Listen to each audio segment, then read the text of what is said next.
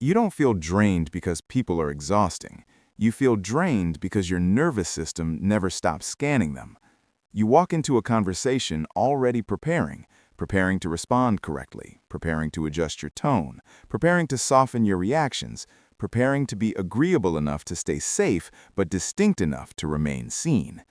By the time the interaction ends, you're not tired from talking, you're tired from managing. Most people misunderstand this about themselves. They think they're introverted, or socially anxious, or just low energy. But what's actually happening is nervous system overregulation.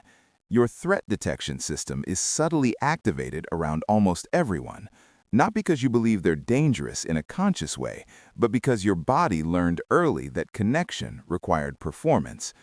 When you talk to someone, your brain isn't just processing words, it's monitoring micro-expressions, tone shifts, pauses, approval signals, disapproval cues. Your amygdala, the part of the brain responsible for threat detection, is scanning constantly. And here's the surprising part.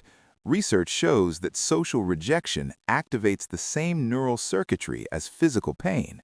Your brain literally processes subtle exclusion like injury, so your system stays alert to prevent it. That alertness costs energy. Think of your nervous system like a phone running dozens of background apps. You can still use it, you can still text, you can still scroll, but the battery drains twice as fast because too much is operating beneath the surface. That's you in conversation. On the outside, you appear normal. On the inside, you are multitasking identity protection.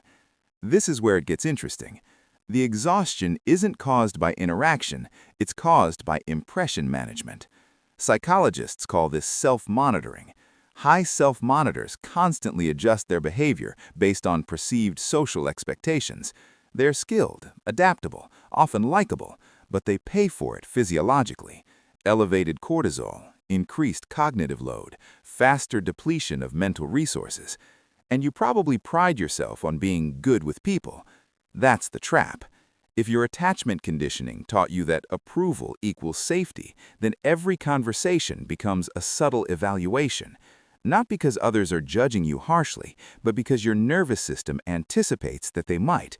You become hyper-attuned to subtle cues. A delayed response feels meaningful. A slight change in tone feels diagnostic. A neutral face feels negative.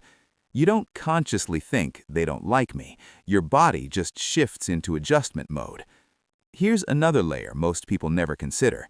When you suppress authentic reactions to maintain harmony, your prefrontal cortex works overtime to inhibit impulses. That inhibition requires glucose. It requires effort.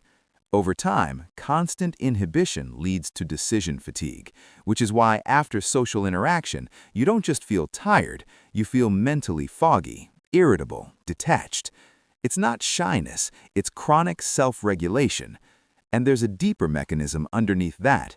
Your identity may be structured around being the stable one, the understanding one, the easy one. You don't create tension, you absorb it. In psychology, this is called emotional labor. You track other people's moods and subtly adjust yourself to smooth them.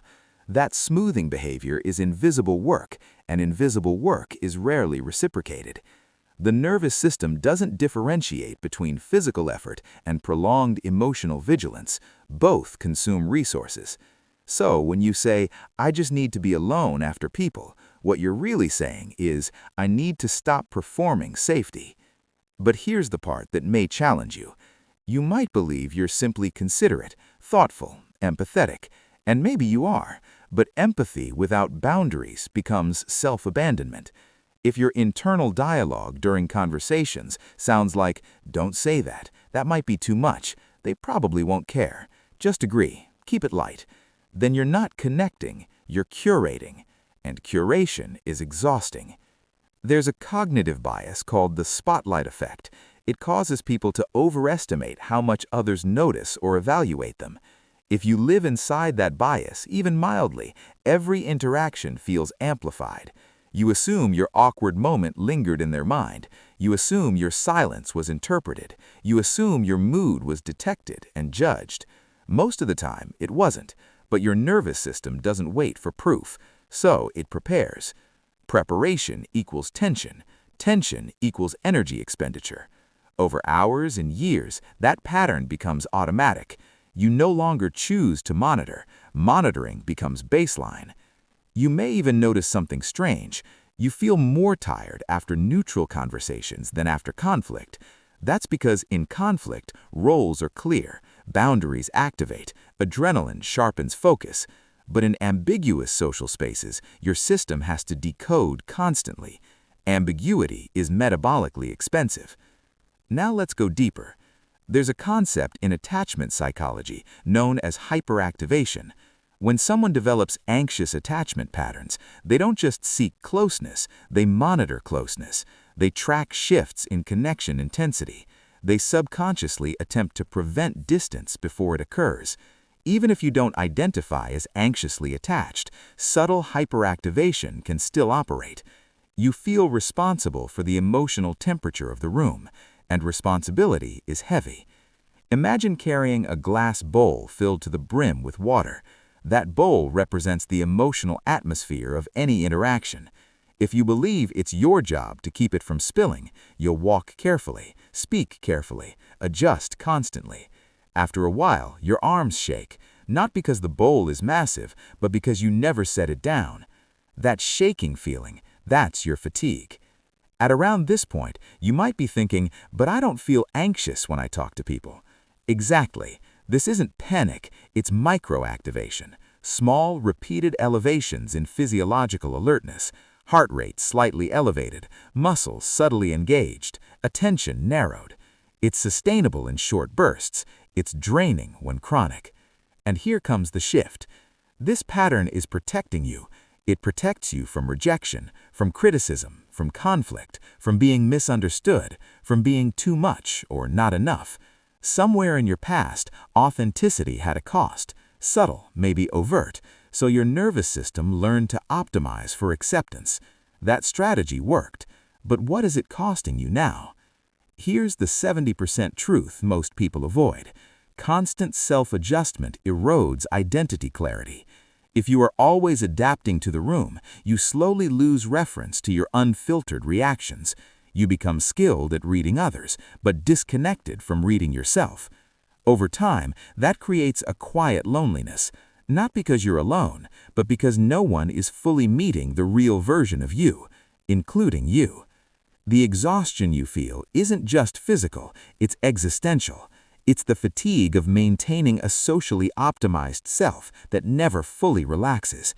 And there's a hidden downside. When you overfunction socially, others unconsciously underfunction.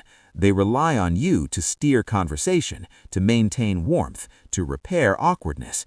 You become the emotional infrastructure, which means you rarely experience someone else carrying you. That imbalance compounds the drain. You might say you want deeper connection, but deeper connection requires risk, and risk requires reducing control. If you stop monitoring so intensely, there will be moments of silence, moments of misunderstanding, moments where someone doesn't respond ideally. Your nervous system interprets those moments as threat, so it prepares. Preparation equals tension, tension equals energy expenditure. Now let's talk about the shift.